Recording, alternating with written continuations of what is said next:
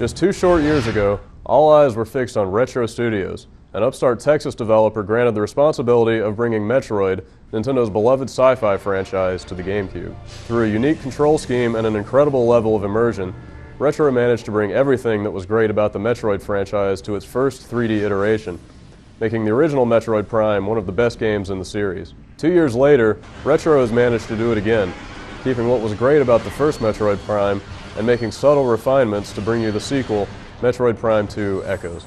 The mission begins when famed interstellar bounty hunter Samus Aran follows a directive from the Galactic Federation to investigate the disappearance of a squad of troops on the planet Aether. Before long, Samus finds herself caught in the middle of a war between the moth-like Luminoth and the Ing, the inhabitants of a dark alternate reality version of the planet. Soon, Samus is fighting for the very survival of Aether and the Luminoth, and just to shake things up, her old friends the Space Pirates get caught up in the mix as well. It's worth mentioning that there's a prevalent story here, and while most of it is still told through text logs you'll uncover by scanning the environment, there are a number of brief cutscenes as well.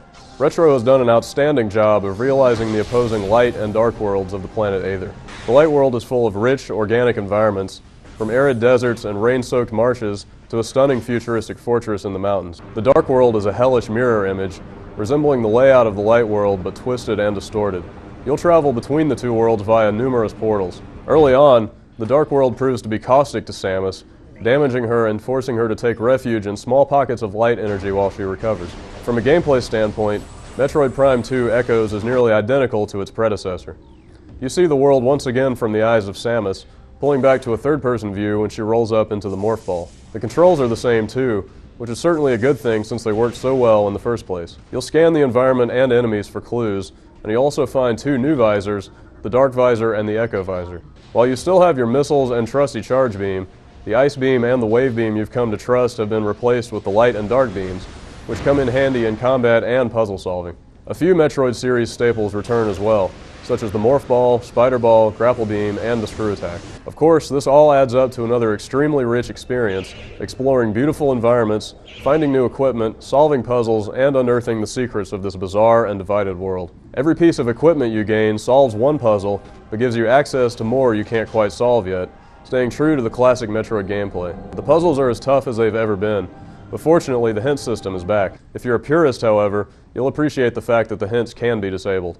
Echoes looks fantastic, even better than the original, though you may need to put them side by side to realize it.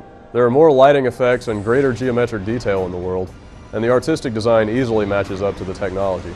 No 2 areas in the world look alike, and the designs for the Ing are particularly haunting and ghastly, putting a repulsive face on your new enemy. The audio design is solid, with subtle atmospheric music which never intrudes heavily on the solitary mood of the game. In a first for the series, Metroid Prime 2 has a multiplayer component as well. You're given a smattering of maps where you and up to 3 friends can fight it out in a number of different game modes, such as the self-explanatory deathmatch and bounty mode, where injured rivals bleed coins you must collect. The multiplayer mode seems like a strange add-on to a game with such a focus on immersive single-player gaming, but its simplistic presence doesn't hurt the overall package either. If you came to the end of Metroid Prime and found yourself wanting more, you'll find it here in spades. If the slow pacing and unique controls weren't to your liking the first time around, then this game won't do anything to win you over. The game is nice and long. You'll get at least 20 hours out of the adventure, and it's a game that really nails the rich, immersive Metroid experience. If you're looking for an action-adventure that's at the top of its class on the GameCube, look no further than Metroid Prime 2 Echoes.